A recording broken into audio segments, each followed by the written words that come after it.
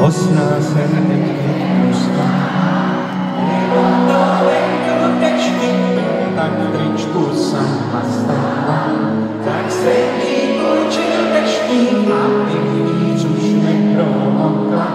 Nebudeš mývat nás, že jsem v ní našel poklad. A ona ve mně spásu, pod deštím jsem se s ní schoval. Abych ji viděl zblízka, byl jsem však podpašťován. Dá-mi se něčím získat, melony sní neskutečně. Líp než každým víkem, zásem si ať prší věčně. A dál jsme pod deštíkem každý